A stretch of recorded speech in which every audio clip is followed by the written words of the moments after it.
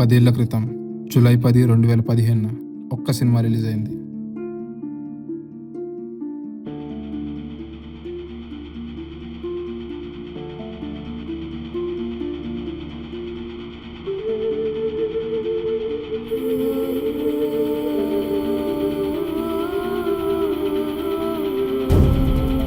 First message Prabhas శివలింగం కాకుండా శివలింగం ప్లేస్లో జండు బాంబు పెట్టి అది వీళ్ళు ఏమనుకుంటున్నారు, ఇది పెద్ద పుడింగ్లు అనుకుంటున్నారా, ఎంత పౌరా ఒక్కళ్ళకి వీళ్ళే పెద్ద బాక్సింగ్ మరీజ్ అనుకుంటున్నారా, అయిపోయారు. ఇది బాహుబలి కాదు, ప్రొడ్యూసర్ బలి, డిస్ట్రిబ్యూటర్ బలి, ఎగ్జిబిటర్ బలి, బాహుబలి కాదు ఇది. ఆ కమెంట్లో ఏమి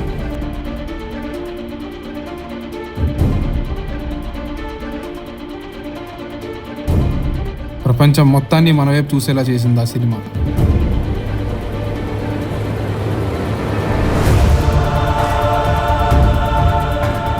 చిన్న ఇండస్ట్రీ, క్రింజ్ సినిమాలు తీసే ఇండస్ట్రీ, సెన్స్లెస్ సినిమాలు తీసే ఇండస్ట్రీ అంటూ బాలీవుడ్ వాళ్ళు మన వైపు చూపించే వీళ్లకు అంతం చూపించింది ఆ సినిమా.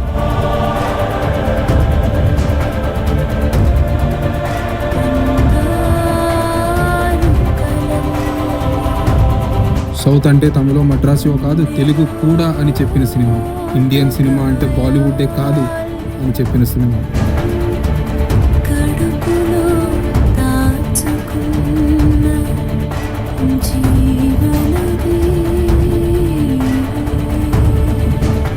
బాలీవుడ్ పతనానికి పునాది వేసిన సినిమా.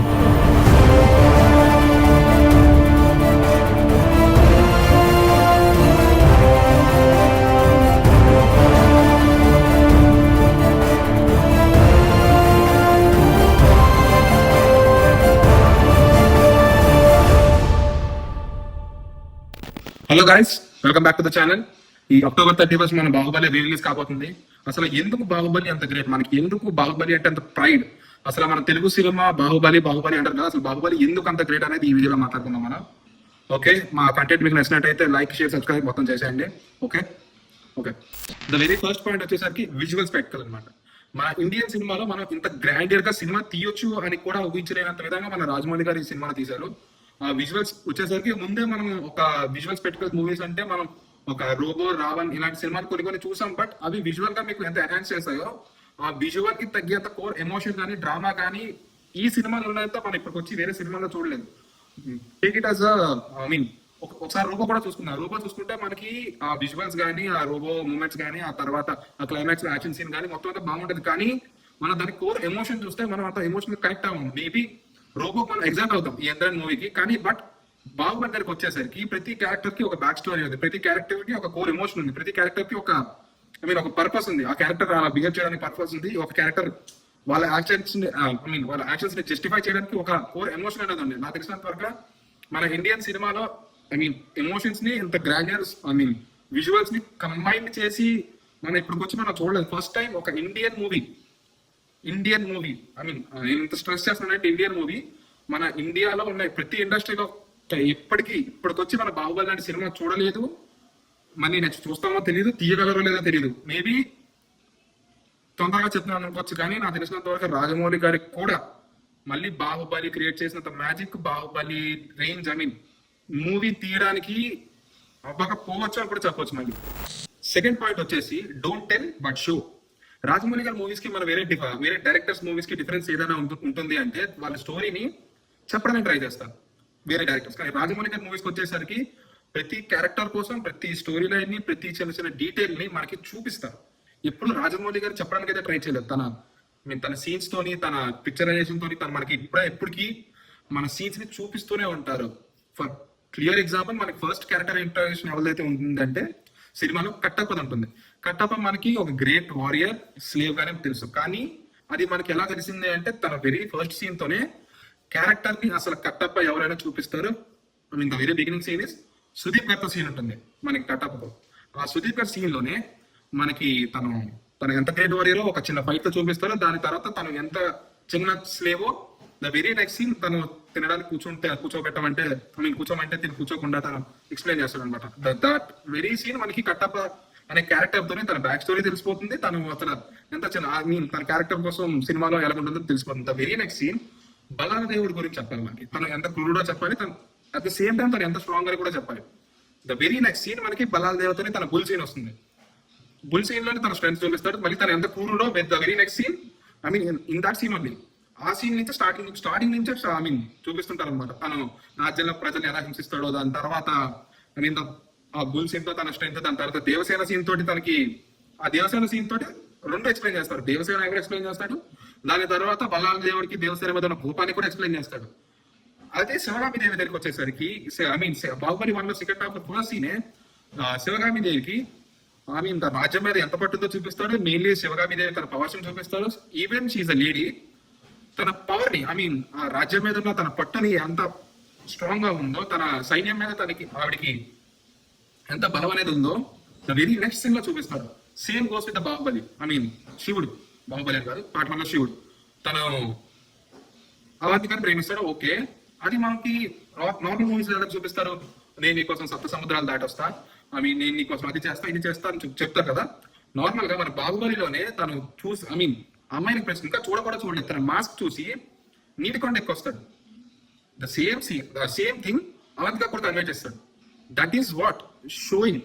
ఓకే, మనం వేరే సినిమాలో చూసేసరికి అదే సీన్ బాహుబలి వచ్చేసరికి ఈ సినిమా సీన్ చూపించడం వల్ల సీన్ అనేది ఎలివేట్ అవుతుంది. డ్రామా ప్లస్ ఎమోషన్స్ అనేవి ఎక్కువగా పడతాయి. దానివల్ల మనం ఏమవుతుందంటే మన సీన్ కి తొందరగా కనెక్ట్ అవుతాం అనమాట. మన ప్రతి ఇన్స్టెన్స్ లో చెప్పకుండా ఐ మీన్ చెప్పుకుంటూ వెళ్ళే పని తగ్గుతుంది. That is what Rajamouli is Rajamouli. Point number 3, symbolising the characters. తన సినిమాలో ప్రతి క్యారెక్టర్ కి ఒక సింబల్ అంటూ డెడికేటెడ్ గా చూపిస్తూ ఉంటారు. అది నేచర్ ని కూడా ఉపయోగించుకుంటారు. At the same time symbolising the characters అనమాట. మనం బాహుబలి 1 and 2 వచ్చేసరికి బాహుబలిని శివుడిని ఐ మీన్ బాహుబలి కొడుకుని శివుడి రిఫరెన్సెస్ తో స్టార్టింగ్ నుంచి మనకి ఎలివేట్ చేసుకుంటూ వచ్చారు. అంటే ఇద్దరు క్యారెక్టర్స్ ని దేవుని నమ్ముతారు. ఐ మీన్ తన పైన అంటూ ఒకరు ఉన్నారు, వాళ్ళకి ఐ మీన్ సమాధానం చెప్పొచ్చు. ఒకరి నమ్మకంతో నమ్మకంతో తీసుకుంటూ వచ్చారనమాట. దట్ ఈస్ వాట్ మన బాహుబలి 1 లోని శివుడి రిఫరెన్సెస్ తో ఐ మీన్ శివలింగాన్ని ఎత్తుకుంటూ తీసుకొచ్చి అక్కడిని పెట్టేలా చేస్తాం. అదే at the same time Ballala దేవుణ్ణి ఒక విలన్ ని ఎలా చూపించారో పర్టికులర్ విలన్ లా చూపిస్తారు. దట్టు బల్లాల దేవ తన మీద ఎవరు లేరు, తనే దేవుడు, తనే రాజు, తనే అందరూ చూస్తున్నారు దేవుళ్ళ చూడాలి, తనే ఐ మీన్ బల్లాల దేవుడిని ప్రజలంతా దేవుళ్ళ కొలాలి, ఒక రాజుగా చూడాలి అనేది బల్లాల దేవుడి క్యారెక్టరైజేషన్. బల్లాల దేవుడి ఐ మీన్ ఈ క్యారెక్టరైజేషన్ కి ఎగ్జాంపుల్ ఏదైనా ఉంది అంటే విగ్రహ ఆవిష్కరణ సీన్. మీరు కరెక్ట్ గా చూసినట్టయితే బాహుబలి 2 ఇంటర్వెల్ లో మనకి పట్టాభిషేకం అనేది ఎక్కడ జరుగుతుందో సేమ్ స్పాట్ లో బల్లాల దేవుడు కూడా తన 100 అడుగుల విగ్రహాన్ని ఐ మీన్ ప్రతిష్ఠించడానికి ట్రై చేస్తాడు. ఎందుకంటే that is what symbolising his character. Ballala దేవుడే ఐ మీన్ మాహిష్మత్ కి రాజు అని చెప్పేలాగనమాట. ఐ మీన్ ఫర్ ఎవర్ రాజు, ఇంకా ఎవరు రాలేరు, నేను ఒక్కనే రాజుని, నేనే దేవుణ్ణి, నన్నే మీరు అందరూ చూడాలి అని చెప్పడానికి ఇది ఒక సింబలైజింగ్ అనమాట తన విగ్రహాన్ని. ద సేమ్ వే అవంతిగా ఉన్న డ్యూయల్ క్యారెక్టర్ ని తన మాస్క్ తోని ఐ మీన్ సింబలైజ్ చేస్తుంటారు అనమాట. తన మాస్క్ ఉన్నప్పుడు తన ఒక వారియర్, తను దేవసేనని కాపాడని మాత్రమే ఐ మీన్ చూస్తుంది. అట్ ద సేమ్ టైం తను ఒక అమ్మాయి, తనకంటూ తన అందంగా ఉండాలని తన కోరికని దీన్ని అంతటిని మనం వాటర్ లో తన రిఫ్లెక్ట్ చేసుకునేటప్పుడు తను డిసప్పాయింట్ అవడం ఆ సింబలైజింగ్ గా మనం చూడొచ్చు. క్లైమాక్స్ లో కూడా మనము బాహుబలి గెలిచాడు, రానా ఐ మీన్ బల్లాల దేవుడు చనిపోయి ఓడిపోయాడు అని మనకు తెలుసు. కానీ దాన్ని కూడా సింబలైజ్ చేయడానికి మనకి ఏదైనా సీన్ చూపించారంటే అది క్లైమాక్స్ లో తన తల ఐ మీన్ విగ్రహ తల విరిగి శివుడి కాలం ముందే పడుతుంది. క్లైమాక్స్ లో మనకు చూపిస్తారు. అంటే సినిమా మొత్తం అయిపోయిన తర్వాత మనకు చూపిస్తారనమాట. ఐ మీన్ శివుడు ఆ శివలింగాన్ని నీటి కొండ కింద పెట్టిన తర్వాత పైకి వెళ్తాడు. మనకు అందరూ సినిమా అంతా అయిపోయిన తర్వాత సినిమా ఎక్కడైతే స్టార్ట్ అయిందో అక్కడికే మళ్ళీ ఐ మీన్ బల్లాల దేవుడు తల వచ్చి పడుతుంది, దట్టు శివలింగం కింద పడుతుంది. That is what completes the story. ఇలాగా సినిమాలో ప్రతి సీన్ ని ఐ మీన్ ప్రతి క్యారెక్టర్ కి తనకంటూ ఒక సింబల్ పెట్టుకొని దానిని కంప్లీట్ గా ఐ మీన్ ద స్టోరీని కంప్లీట్ సర్కిల్ ఉండేలా చూసుకున్నారు అనమాట. That is what Rajamouli's vision and his greatness also. The Rajamouli's direction. Rajamouli గారి డైరెక్షన్ గురించి చెప్పాలంటే మన మాటలు కూడా చాలవు. బాహుబలి దగ్గరకు వచ్చేసరికి రాజమౌళి గారు సీన్ ని ఎలివేట్ చేయడానికి నేచర్ కూడా మీ నేచర్ లో ఉన్న ఎలిమెంట్స్ ని చాలా బాగా యూజ్ చేసుకున్నారు. ద వెరీ ఫస్ట్ సీన్ శివుడు శివలింగాన్ని ఎత్తేటప్పుడు తన వాటర్ యూజ్ చేసుకున్నారు. At the same time Kattappa శివుడి కాలిని తన తన తల మీద పెట్టుకునేటప్పుడు బ్యాక్గ్రౌండ్ లో వర్షం పడతా ఉంటుంది. ఆ వర్షంలోనే ఐ మీన్ మెరుపులతోనే కట్టప్ప శివుడి ఫేస్ అని చూస్తాడు. ఆ వర్షం ఇంకా పిడుగుల వల్ల ఆ సీన్ ని చాలా బాగా ఎలివేట్ చేయగలిగారు. At the same time Baahubali 2 లో మన బాహుబలి చనిపోయేటప్పుడు బ్యాక్‌గ్రౌండ్ లో ఫైర్ ని యూజ్ చేసుకున్నారు. That is what I mean చూపించడం అన్నమాట. బల్లాల దేవుడి లోపల ఎంత రేజ్ అనేది ఉంది, ఎంత కోపం అనేది ఉంది. It is denoting it's I mean fire. ఇంకా క్లైమాక్స్ లో శివుడు ఐ మీన్ బల్లాల దేవుడిని చంపుతప్పుడు బ్యాక్‌గ్రౌండ్ లోని స్కైని చూపించారు. స్కైలోని ఉన్న ఐ మీన్ మీకు బ్యాక్‌గ్రౌండ్ లో బాహుబలి కూడా కనిపిస్తుంటాడు అనమాట. దట్ ఈస్ వాట్ డినోటింగ్ చంపుతున్నది శివుడు మాత్రమే కాదు బాహుబలి కూడా. మీరు కర్మని తప్పించుకోలేరు అని సింబలైజ్ చేయడానికి ఆ సీన్ ని అక్కడ పెట్టారు. ఇంకా ద వే రాజమౌళి గారి కుక్స్ డ్రామా ఇస్ అన్బిలీవబుల్. మనం కట్టప్ప బాహుబలి నుంచి ఎందుకు చంపాడు అనేది ఎంత సెన్సేషన్ అయిందో తెలుసు. ఐ మీన్ ఆ టైంలో అసలు అది ఎంత బజ్ క్రియేట్ చేసిందో మనకే తెలుసు. బట్ అది అలా క్రియేట్ చేసిన రాజమౌళి గారికి కూడా తెలియదు అని మన చాలా సందర్భాల్లో చెప్పారు. కానీ the way he handle that case in Baahubali 2 లో that is what impeccable. I mean Rajamouli గారు డ్రామా ఎంత బాగా కుక్ చేస్తారంటే బాహుబలి 2 లో మనకి తాటి చెట్లు వంచే సీన్ ఉంటుంది. ఆ చెట్లలో వంగవాలి మీకు తెలుసు, మాకు తెలుసు, చూస్తున్న జనానికి తెలుసు. బట్ రాజమౌళి గారు డ్రామాని ఎంత బాగా కుక్ చేశారు అంటే ఆ టైంలో జనాలు ఎవరు ఆలోచించారు. అది అది ఐ మీన్ ఇదేంటి ఇలా వంగదు కదా, కానీ ఎలా చేశారు అని ఆలోచించే గ్యాప్ కూడా ఉండదు. బికాస్ మనం అంత బాగా లీనమైపోయాం సినిమాలో. కానీ మనం ఒప్పుకున్నాం. That is what makes Rajamouli. Rajamouli garu మనకి ఆలోచించే శక్తిని కూడా ఇవ్వరన్నమాట. దట్ ఐ మీన్ అంతలా మునిగిపోతాం సినిమాలో.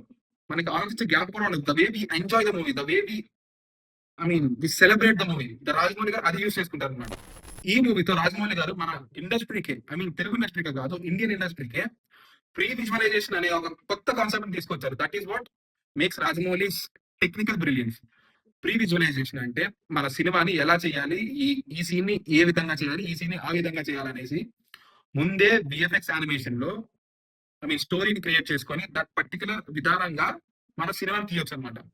I think this is the first movie Indian మూవీలో ప్రీ విజువలైజేషన్ చేయించుకొని వచ్చిన మూవీలో ఇదే ఫస్ట్ మూవీ. అప్పట్లోనే ప్రీ విజువలైజేషన్ కి 2.5 కోట్లు ఖర్చు అయిందని చెప్పేసి మొన్నే మన ఒక ఇంటర్వ్యూలో శోభి ఆర్గట్ట గారు ప్రొడ్యూసర్ గారు చెప్పడం అనేది మనం చూసాం అనమాట. ఇది చేయడానికి న్యూయార్క్ వరకు వెళ్ళారు movie team. That is what makes the dedication of the team. ఈ సినిమా రాజస్థాన్ లో షూట్ అవుతప్పుడు అందరూ I mean including the director, heroes, Rajamouli గారు, ప్రొడ్యూసర్ అందరూ ఒక చిన్న హోటల్లో స్టే చేయడం కూడా ఒక విషయం అని చెప్పాలి. ఈ విషయం నేను ఎందుకు స్పెషల్ చెప్తున్నానంటే కొన్ని సినిమాల్లో కొంతమంది నాకు అది కావాలి, ఇది కావాలి అని క్యారీవెన్లు కావాలని చెప్పి స్టేజ్కి వచ్చారు చాలా మంది. బట్ ఒక సినిమా తీయడానికి డెడికేషన్ లో ఎంత వరకు వెళ్ళొచ్చు అనేది మనకి ఎగ్జాంపుల్ సెట్ చేసిందంటే రాజమౌళి.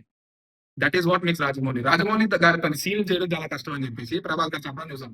ఎందుకంటే వాళ్ళకి సార్లు చెప్పాలనుకుంటాం. రాజమౌళి గారు ముందు రోజే వెళ్ళి ఆ సీన్ చూసుకొని ఆ సీన్ చేసి చూపించి ఐ మీన్ ఇంత ఒక డైరెక్టర్ చేయగలిగితే ఒక హీరో ఎందుకు చేయలేడు అని రాజమౌళి గారు ఒక క్వశ్చన్ వేసేసరికి ఎవరు ఆన్సర్ చెప్పరు కూడా. That is what makes Rajamouli dedication towards cinema.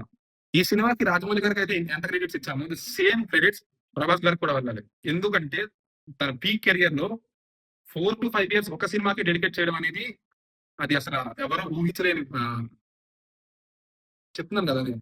ఎవరో ఊహించలేరు, ఒప్పుకోరు కూడా.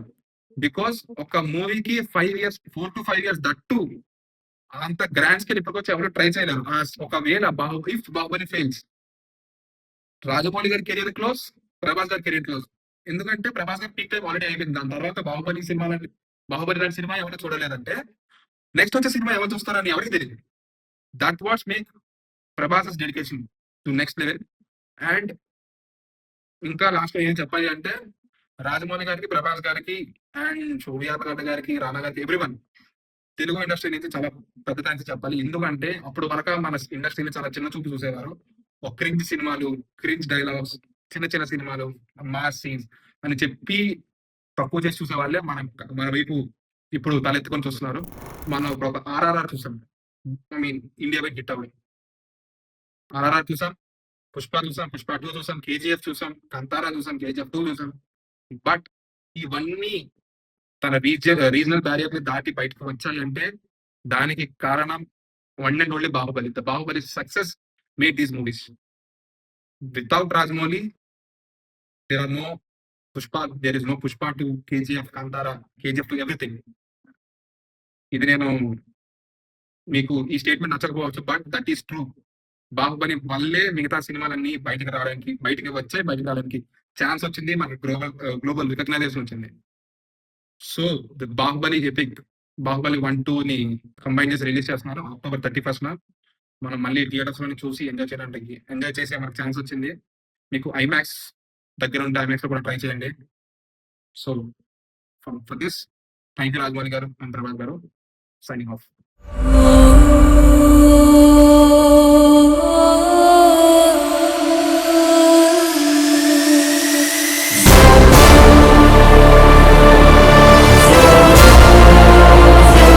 బాహుబలి తిరిగొచ్చాడు.